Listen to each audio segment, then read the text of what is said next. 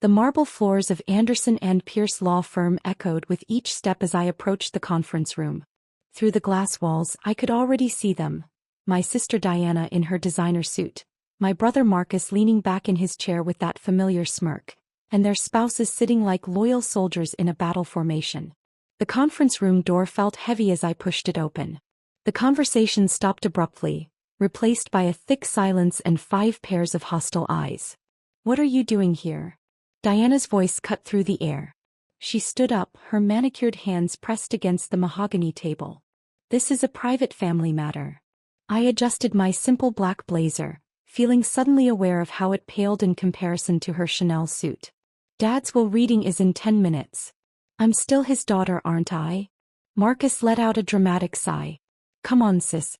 We all know Dad cut you out years ago when you refused to join the family business. You chose to be a financial advisor, instead." He made air quotes with his fingers. "If that's even what you really do. You don't deserve to be here," Diana added, her voice dripping with contempt. "You abandoned the family. Walked away from everything Dad built. Now you want to share." I took a seat at the far end of the table, placing my worn briefcase carefully beside me. The lawyer would be here any minute and I needed to stay calm. Years of preparation had led to this moment. "I'm not here for what you think," I said quietly. Diana's husband James, a banking executive with more ambition than ethics, scoffed. "Then why are you here?" "To see how much you lost by betraying your father's wishes." The memories flooded back. Dad's ultimatum 5 years ago, the screaming matches, the threats. "Join the company or you're dead to me." He never understood that I saw the rot beneath the surface, the mounting debts, the questionable deals. Or maybe he did understand, and that's why he was so afraid of my choice to work in finance. Mr. Patterson, the family lawyer, entered the room with a thick folder.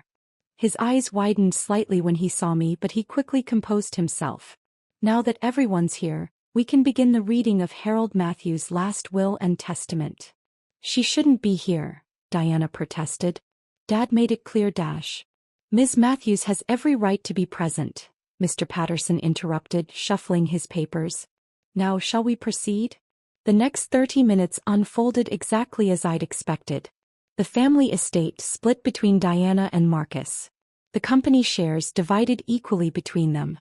The vacation properties, the art collection, the cars, all distributed among the loyal children. My name wasn't mentioned once. Diana's triumphant smile grew with each bequest. Marcus kept shooting me smug glances.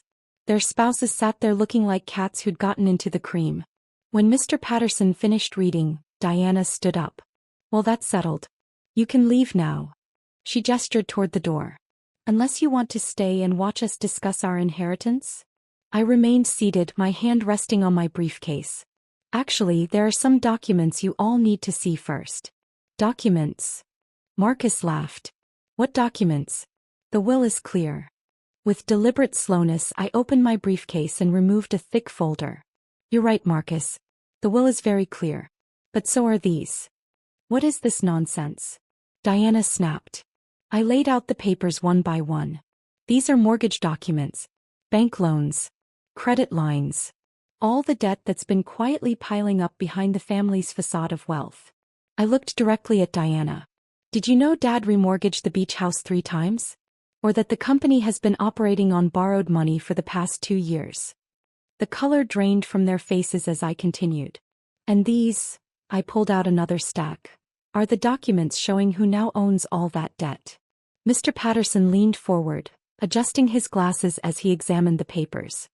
His pen slipped from his fingers, clattering onto the table. "You see," I said, my voice steady, "while you were all fighting over who'd get what, I was tracking every loan, every mortgage, every debt.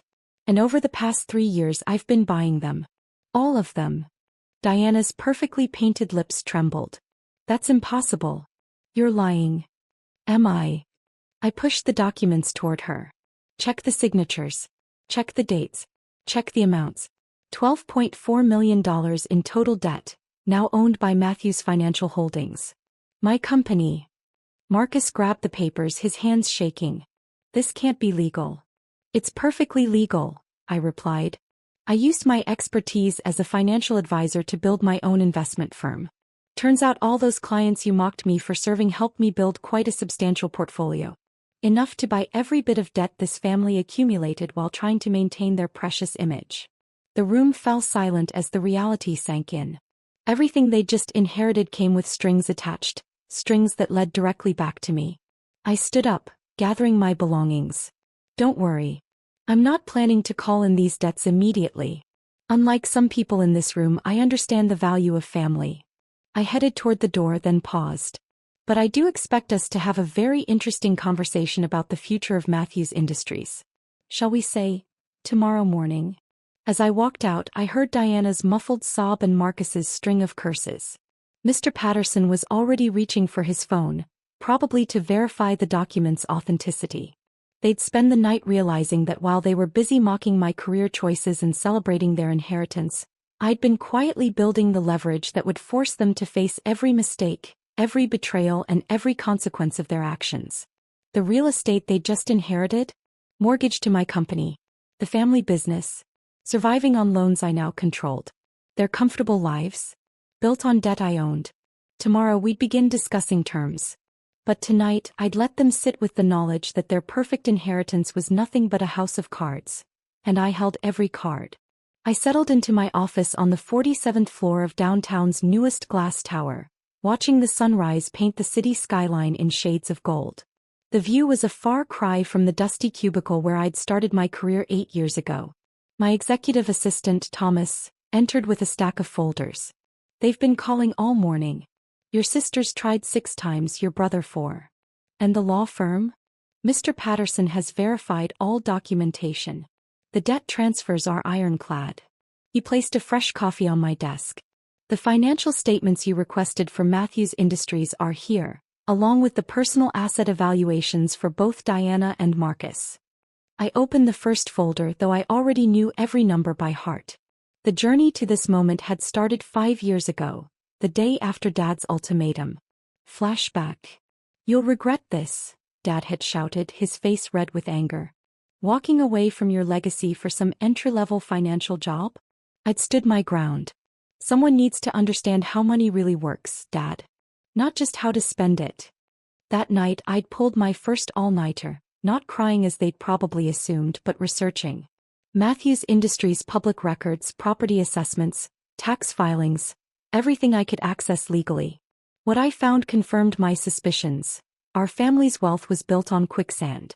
The next 3 years were a careful dance of 60-hour workweeks, networking and strategic planning. While Diana and Marcus attended charity galas and posted vacation photos, I was building Matthews Financial Holdings through careful investments and strategic partnerships. My first major client had been a tech startup that grew into a billion-dollar company. They trusted me with their IPO, and that success attracted more clients.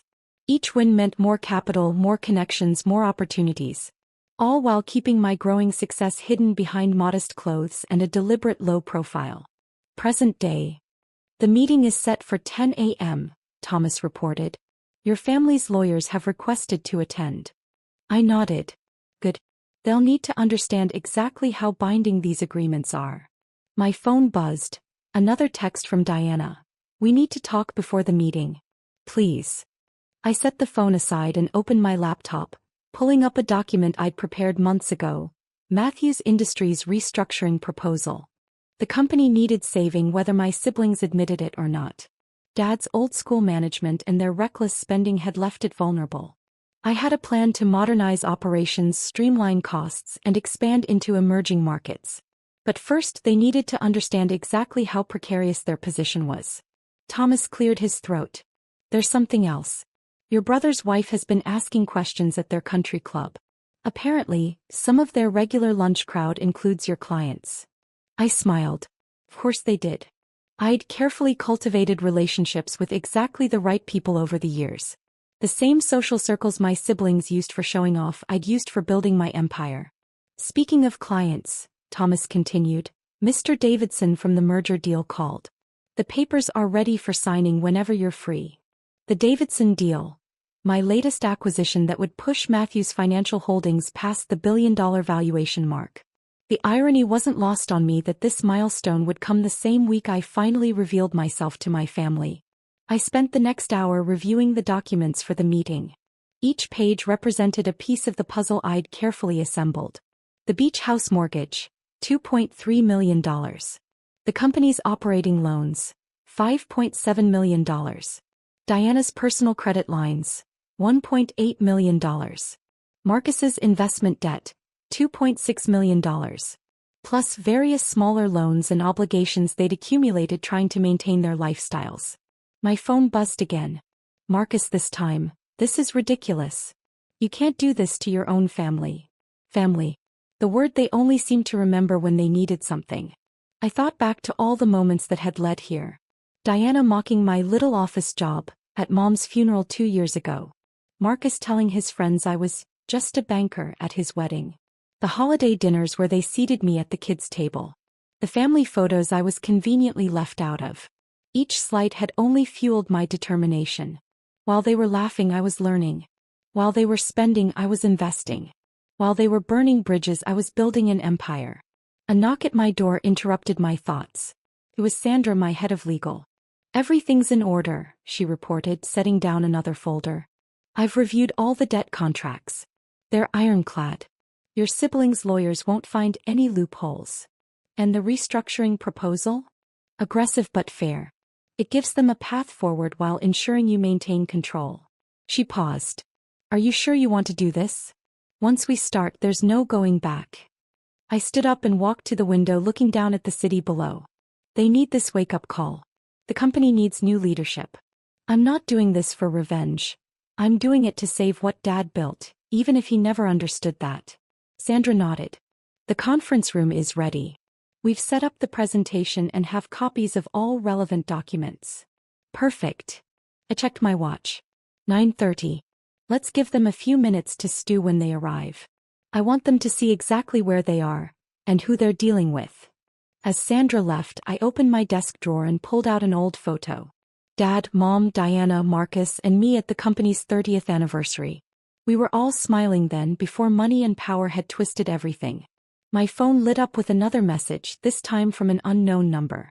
Diana's husband, whatever your price is, name it. This can all go away. They still didn't get it.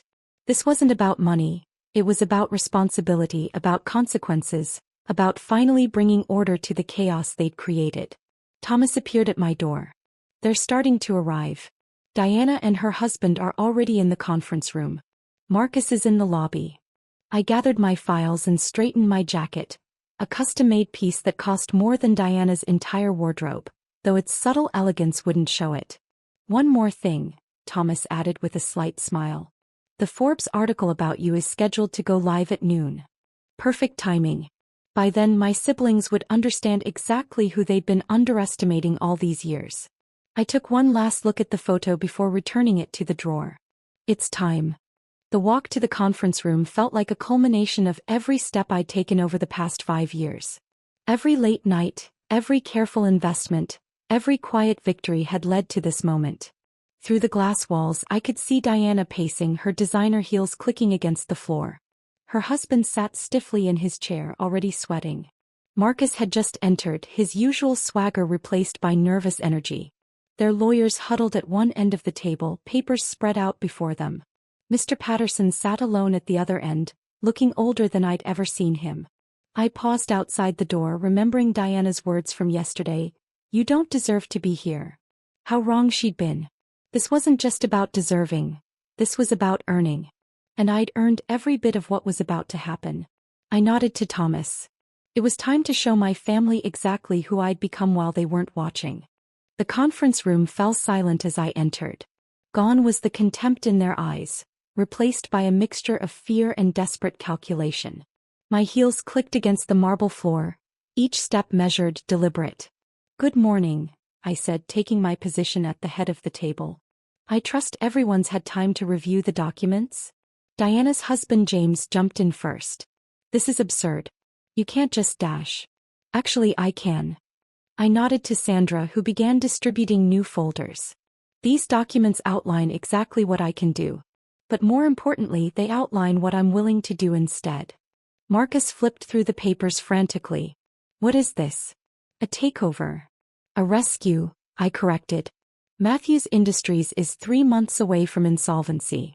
The company's debt-to-equity ratio is unsustainable. Client contracts are being lost to competitors. And the market value of our core businesses has dropped 40% in 2 years.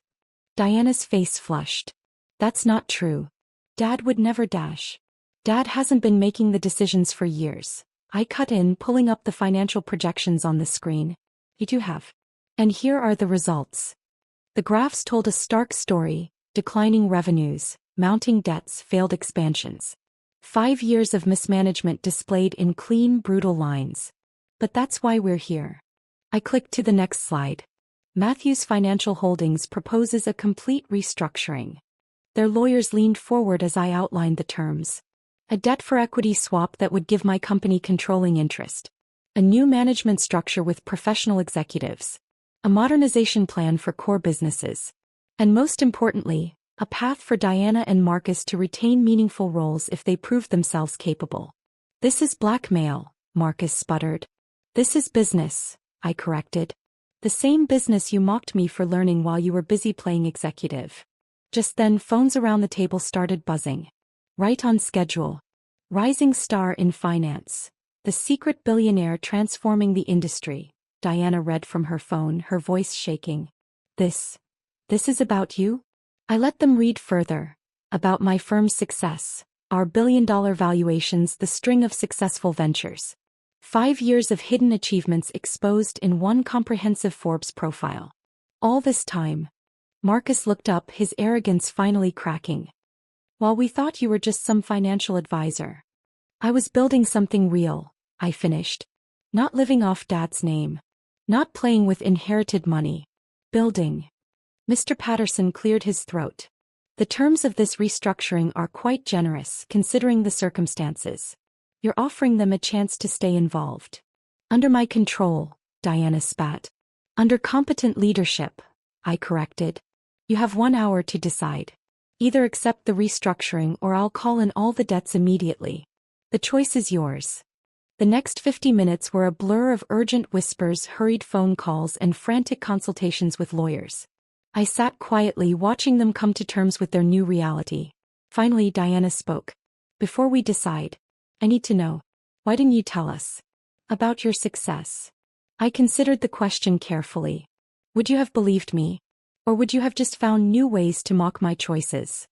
The flash of shame on her face was answer enough. We accept, Marcus said quietly. We don't have a choice, do we?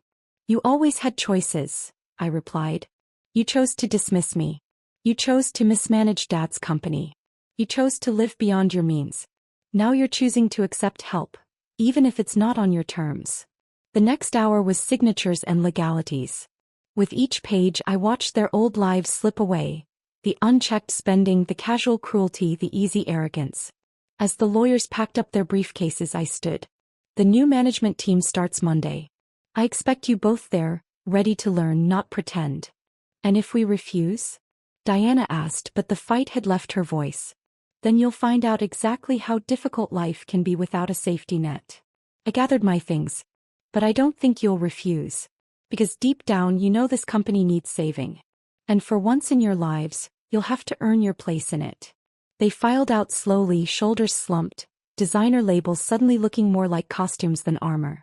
Only Mr. Patterson remained. Your father, he said quietly, would be proud. Not of them. Of you. I shook my head. Dad never understood that protecting his legacy meant changing it. But he will. I handed him one final document. Once the restructuring is complete, I'm renaming the company. Matthews Financial Group. A new beginning. Later that evening, I stood at my office window watching the city lights flicker on. My phone had been quiet for hours.